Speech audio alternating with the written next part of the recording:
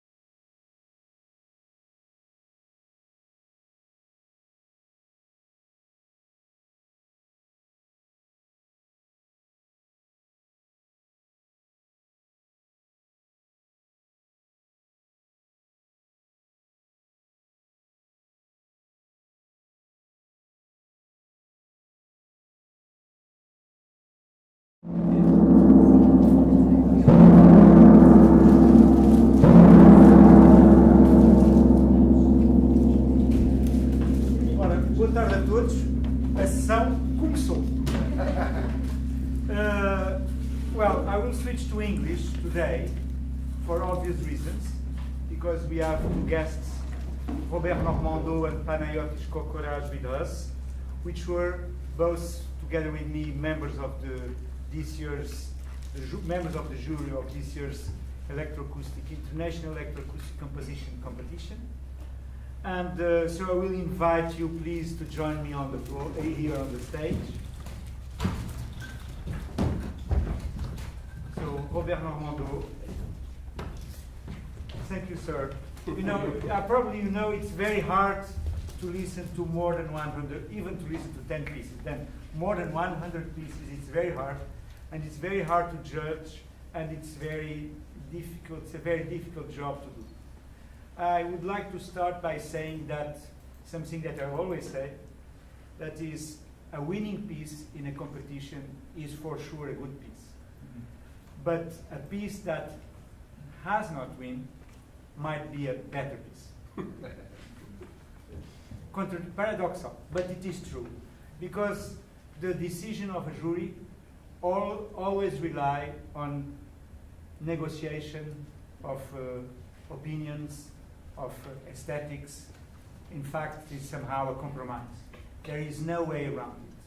So that's just to put in perspective, because we are announcing now officially the prize winner of this year's, to put in perspective what it really means. You know. And so also another aspect about winning pieces, the compromise is not maybe the good word. Those are consensual pieces, where they somehow are inside a certain trend that we can recognize, where we can recognize qualities, and so it is the way it is. So would you like to add something to this thinking and to those thoughts about what the competition means, and what, in fact, if it's a good thing to do or not? I'm always questioning myself about that. Start first? Why not? Yeah, for me, I think it's a good way. From the side of the jury, it's an opportunity to listen to what composers are doing today.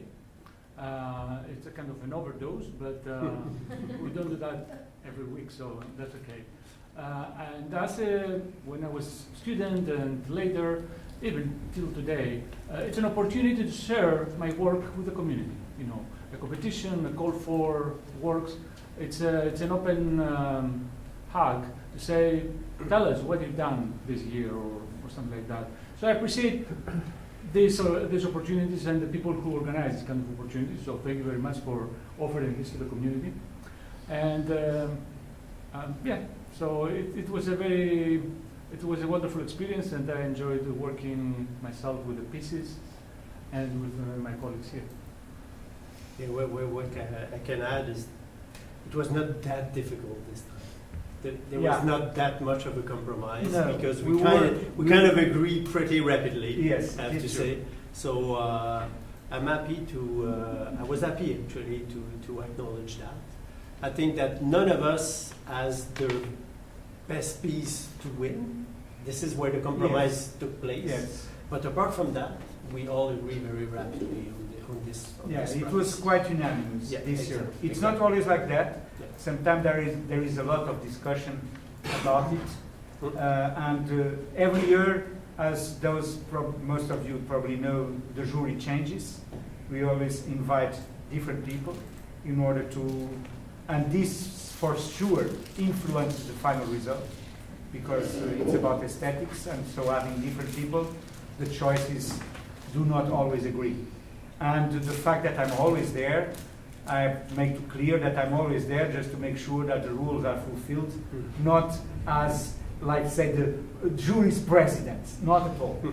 Not at all. I really rely on my colleagues much more, and I really give them the floor, because I think that's the only way to somehow keep, let's say, renovating and what this competition can mean and can do. So I think it's pretty important that the jury is changing, and so to give opportunity to other aesthetics, to other approaches. I think this is important.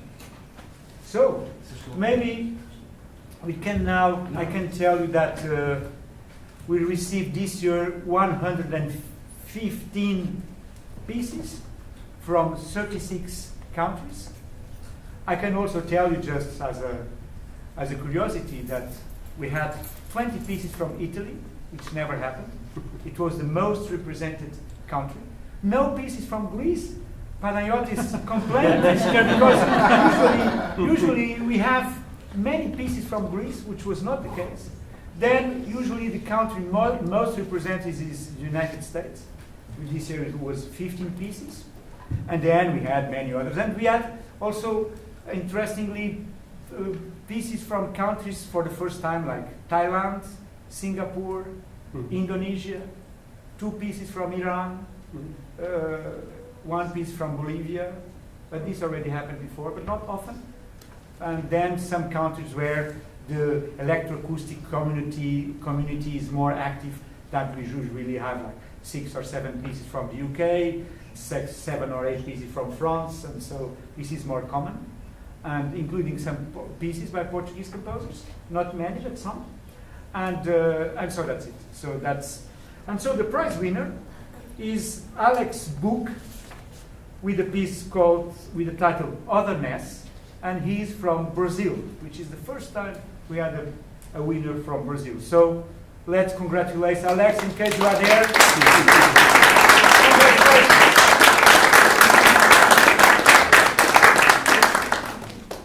And I have to tell you that the rules of this competition is that we only give 1 prize with a money prize. So it's just this prize. But we decided that there was another piece that really deserved some attention. And so we decided to give a mention. That means that both those 2 pieces will be performed at the next year's festival. And the mention is given to Filippo Mereu, with a piece called Dimenticati, and he's an Italian composer. So congratulations, Filippo.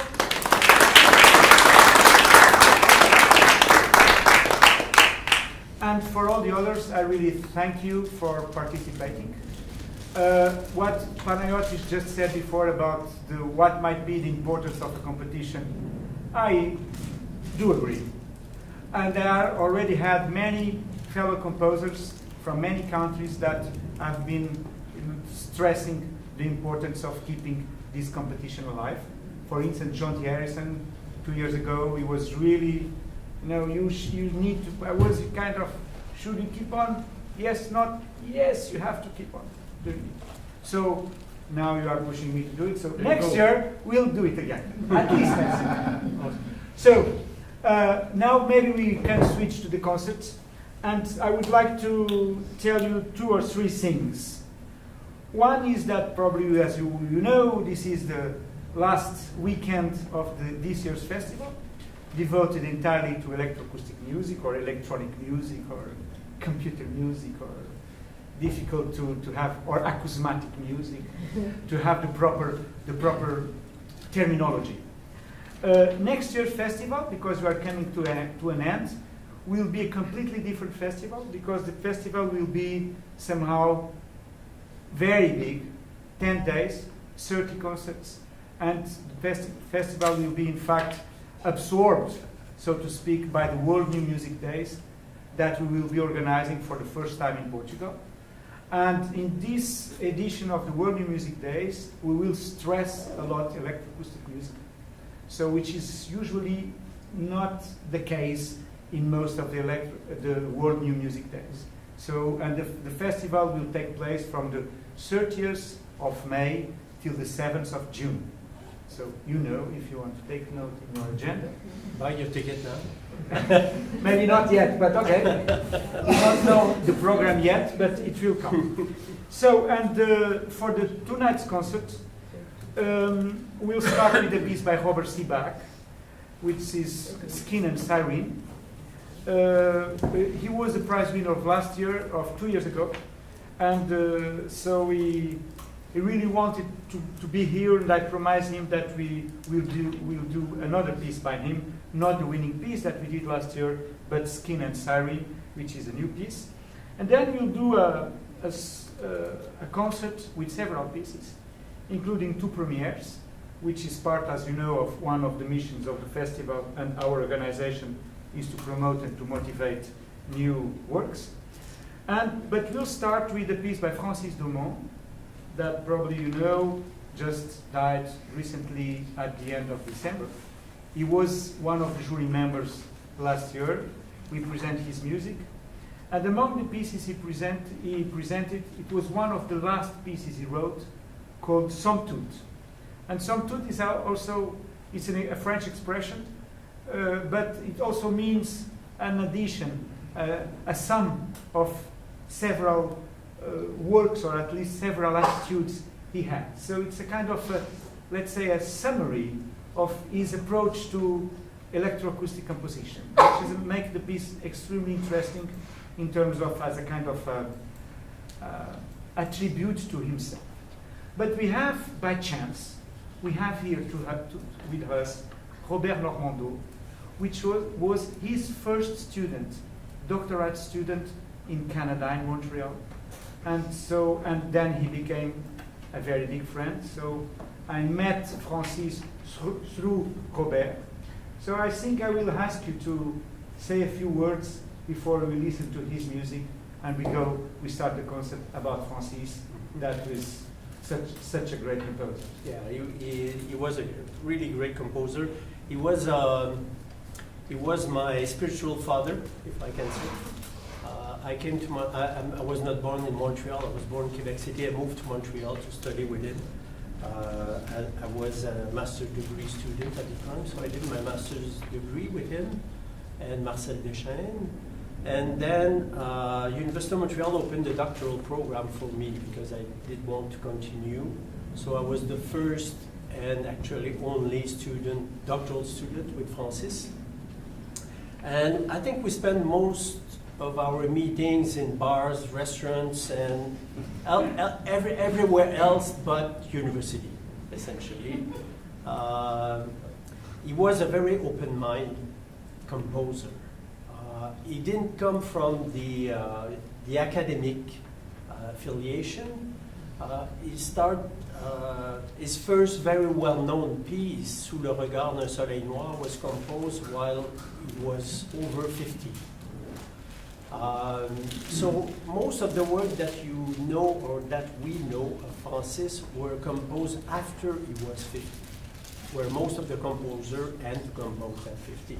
So it was very unique in the history of electroacoustic music. And he was a very open-minded composer.